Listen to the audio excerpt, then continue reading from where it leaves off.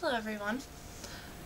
One person that I have had the pleasure of working with that had a wonderful leadership style was a director that I worked with last spring. She had a method of combining the democratic and laissez-faire leadership styles that really worked well. She was able to delegate tasks that needed to be done, but she also was concerned with things on my end and made sure that I had the people that I needed to have things run smoothly. As the stage manager for this college production, I was doing a lot of things that I had never done in high school, such as taking line notes and operating a trapdoor, or rather being in charge of the operation of a trapdoor. Instead of expecting me to figure out all of this on my own, she was very open to me coming to her with questions, and she would always take the time to teach me firsthand how to do these various skills. As the production went on, no matter how hard we tried to make things run smoothly, the cast and crew wound up with some problem people. But her social and interpersonal skills really helped us out in terms of she would make them listen. And she had the administrative skills to make them realize why they needed to listen. She made it clear that the production would not go on if they did not listen to her, and if she did not have those social skills and administrative skills. It would have been a disaster.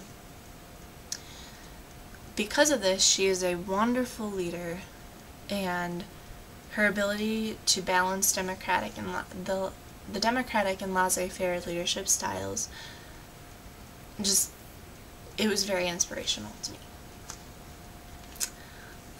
Another person that I really admire for their leadership skills was my manager, Rob, at a retail store in Fitchburg. He was very good at socializing with the customers in the store and with other employees.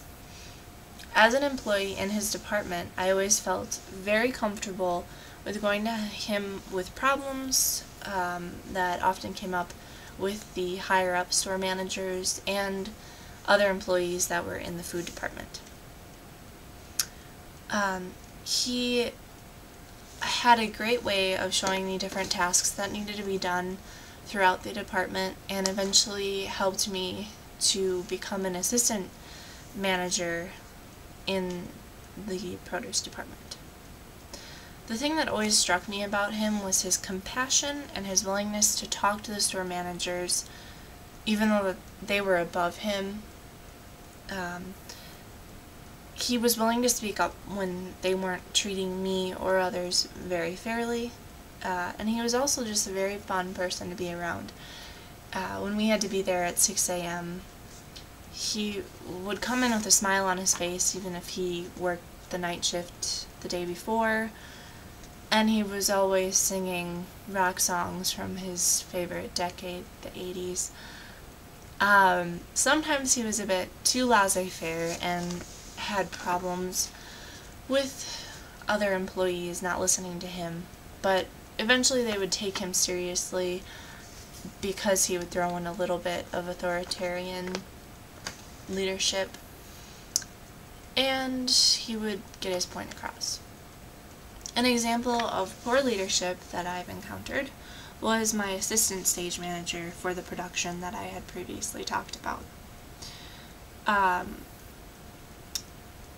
The assistant stage manager that I ended up working with had very few positive leadership skills.